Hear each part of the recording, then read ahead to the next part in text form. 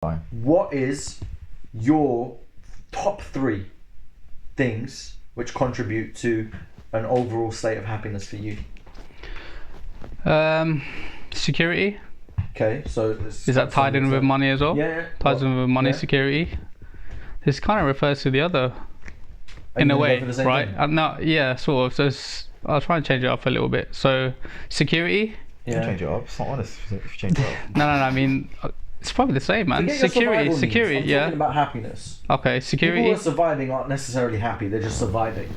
We talked about what you need for survival. Okay, so security, which ties in with money as well. Cool. People.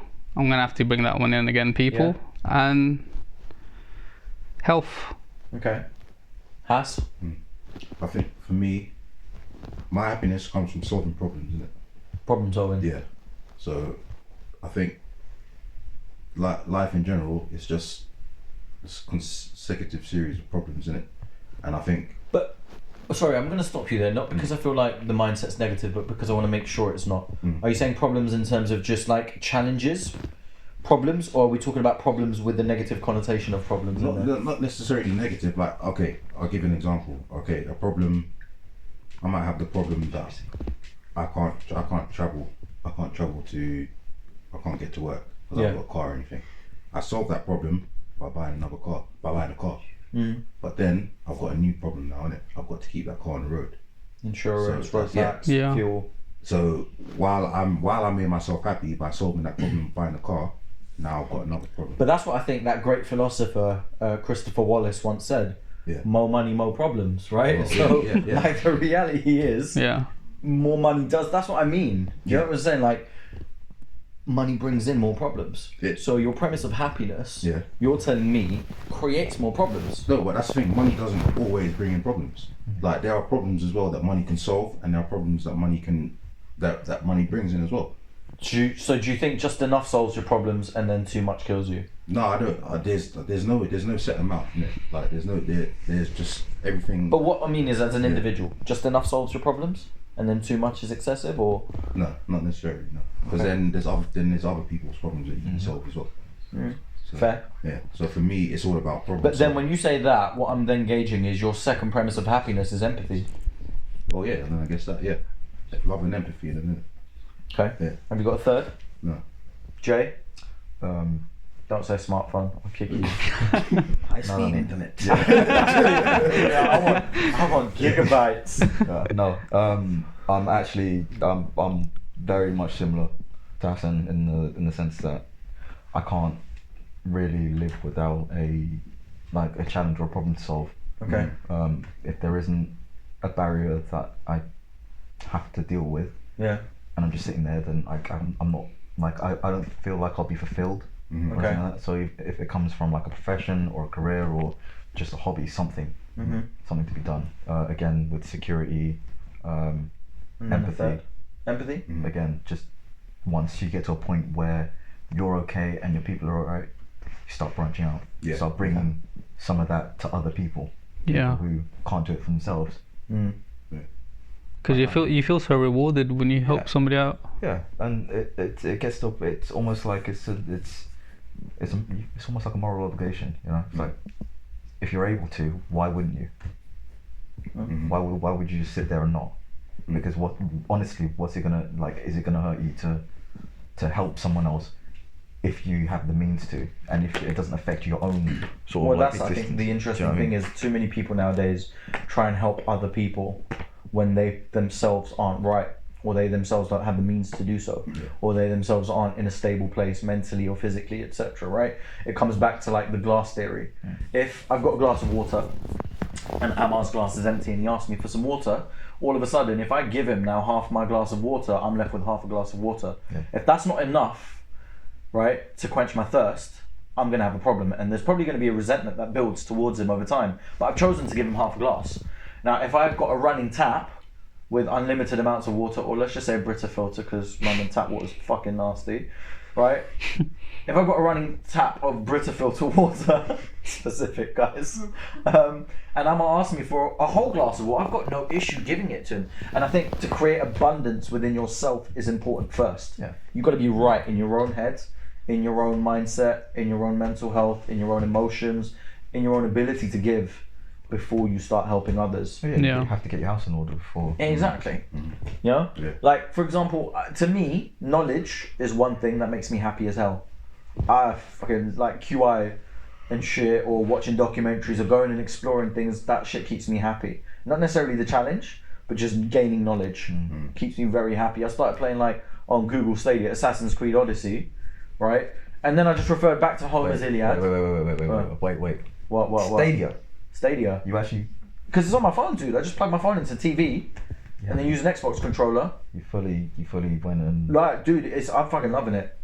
Because my internet's like at 60, 70 megabytes per second. Very small minority, man. I don't mind. I'm having a great fucking time. Don't try to bag on me because of Google Stadia. Fuck you. I can't be dealing with... Nah. What, console playing. What's Stadia? It's like a platform for games. It's online streaming. Oh. So basically, and Xbox is now releasing their new one. Yeah. Right, we're going well off topic, but Xbox is now bringing their one, which is going to have all of Xbox's standard games that you can buy on console on their streaming cloud platform. It's cloud-based gaming. Is it like Steam? Yeah, like Steam Link. Exactly. Okay. Right? But like Stadia has like Stadia exclusives, and then they've got It has like 2 games. They don't. You've got like 2 games. Well, no, because I'm currently playing Assassin's Creed, Red Dead Redemption. I'm playing something called Destiny 2. Yeah. Fucking great game. It is. Don't bag on it just because... I'm on Destiny. What are you on about? Right, so there you go. So it's got like... There's loads of games. There's like 30 titles right now. And they're expansive titles. 30 versus however many on every single other I'm happy with the 30 I've got. And this actually brings me back to the happiness thing. Right? Does more make you happy? No, I'm happy with what I got on Stadia, bitch. Okay? I don't need more games to make me... I'm just saying, but like, subpar, man. What the hell? I would say knowledge makes me happy. I think peace. I value peace above so much, so man. Like the last thing I want in life is headache. Yeah. I don't want unnecessary headache. I don't want people presenting problems that don't need to be there in the first place. Yeah. I can't remember who it was that said, if there is no solution, then there is no problem in the first place. I can't remember who quoted that. It was some intelligent man in history, probably a Caucasian man, because all the quotes seem to come from them. With a big nose. Probably had a moustache as well. I feel like he would have said it whilst just, if there is no solution, there was no problem in the first place. And then, Definitely saw that quote from a black man. The hunter, he was just like, he spits like me anyway. It's my quote. There's no solution, there's no problem in the first place. And I'm like, ha! It's a good line, young lad. But yeah, like peace, knowledge. Oh, it was the Dalai Lama. Oh, fucking hell. He said it. It was definitely not a white man with a moustache.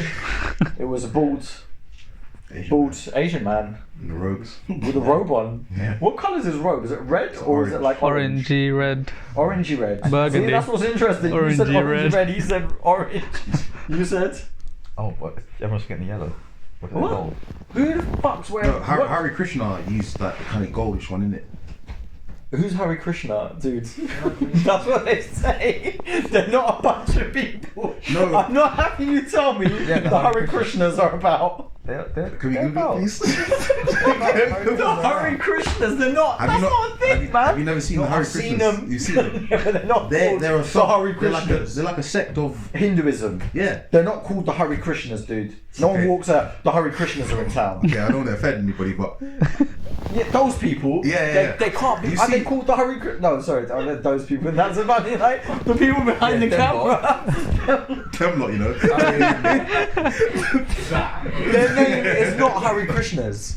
That little sect is the Hare Krishna group. No, they have a name as a sect. Okay, what is it? I don't know. I'm asking you. So but it can't be. for the purpose, we're just gonna call them Hare Krishna. Hare Krishna. Okay, cool.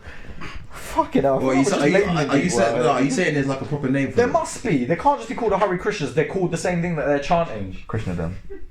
Krishna them. It's like the Krishna gang. I thought it was Hare Krishnas. Yeah. I've seen them protesting in Watford once. Yeah, no, they're mad, isn't it? Yeah, they love a song. Yeah. They do love a song. They roll deep as well. Sometimes, oh my god, like 40, 50 sometimes. Like, but also, I've realised their idea of peaceful protest is to make so much noise that it disturbs everyone else's peace, and therefore that protest then becomes unpeaceful because I'm now lobbing a Starbucks Frappuccino at their heads from the balcony. Like, do you know what I'm saying? No, dude, knowledge, peace, And I think the third thing that makes me happy is contentment. And when I say contentment, is being content with what I have. Like when I'm happy with what I'm happy with what I've got, and whether that progresses throughout life. I think it's important to just be happy with whatever you have at every stage of life, even if it's not a lot.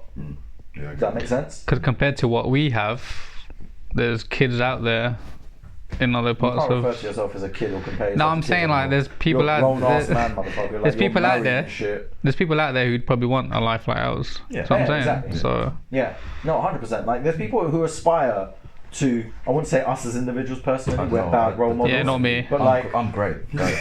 Don't know what you're talking about. I'm amazing. Just of all, incredible. just in the name, innit? it's a new he's Marvel just, character. Like, You know what I mean? Like- literally created his own new Marvel character. Like, Come on, guys. my point being is, I don't think we'd be someone's idea of a role model. I'd love to be someone's role model at some point, just because it will make me potentially provide me with like some sort of satisfaction or gratification.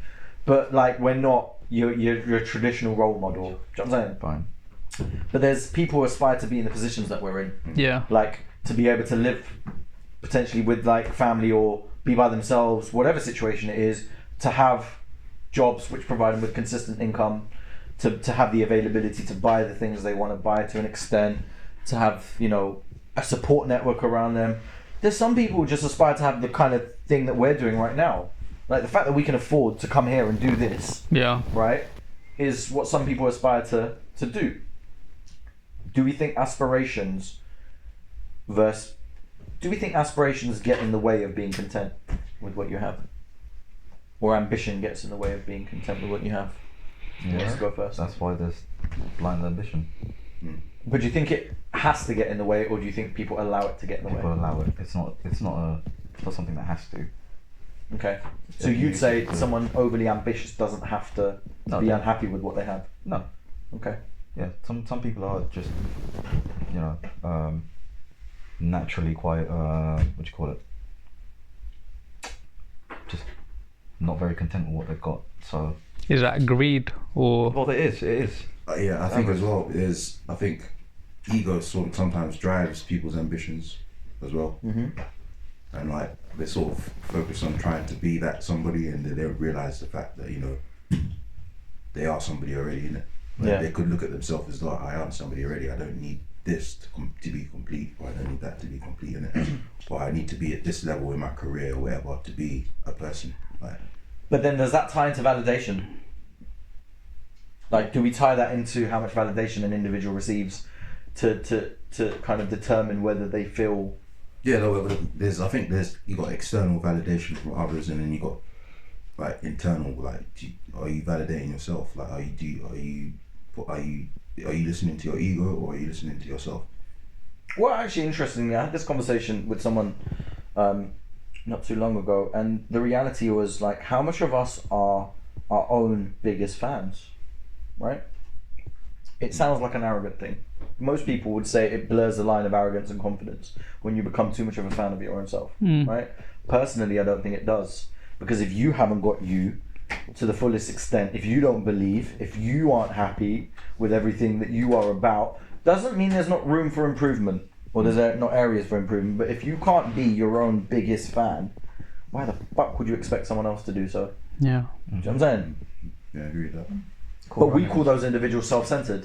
Well, depends On obviously where it's coming from.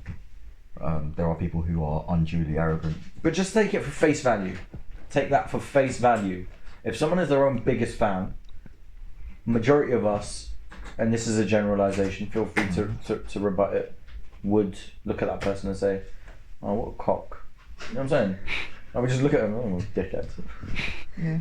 Arrogant. Arsehole. The way you guys are looking at me right now. No, but you know what I'm saying? We usually, we malign people like that. It's true. Too often. Yeah. When it may just be a case of they're backing themselves, I guess, if that makes sense. Yeah?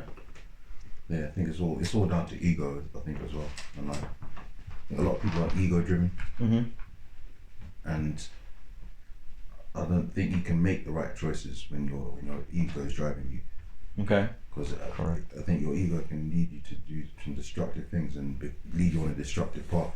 Okay. So if you're so I don't think you should lead with your ego all the time. Okay.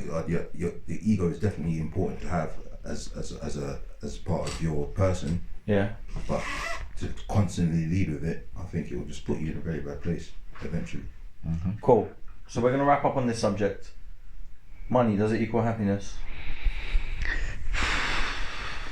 I'm tempted to just be like yes or no, but I don't want to do that to you. Yeah. Money does equal happiness, Jay? Up to an extent, yeah. To an extent. If everyone sends me some money, I'll tell you. Put a donate button on this. And then we'll see if it brings me happiness, isn't it? Yeah. So yeah, we'll see. So we'll see. Yeah. We formed as a sentence. No, yeah. Right? No. Money alone cannot bring happiness. No. If I was sat in a room with all the money in the world and nobody else, I'd be feel pretty shitty. Because like it's just money, innit? You could be like, what was it, Sharon Stone or Demi Moore? Swimming in baby, the you know how dirty money is. I'm not touching it.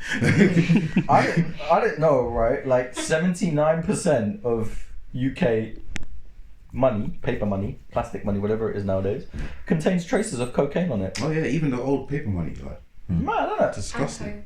And poo. Yeah, I didn't know about that. Yeah, I heard about poo. That's mad. Yeah.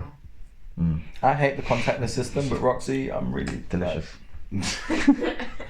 I'm gonna start using Imagine, honestly, imagine going paying money at like a store or whatever. Has anyone got like something I could attach Justin to the roof of the fucking car with, because he's not sitting in the passenger seat with those kind of thoughts and preferences. I'm not saying I personally do it, but you know. Right, we are going to wrap up there. Guys, thank you for joining us for part 2. Please tune in next week for episode 4. And don't forget to like, comment, subscribe. And we'll see you next week. Peace.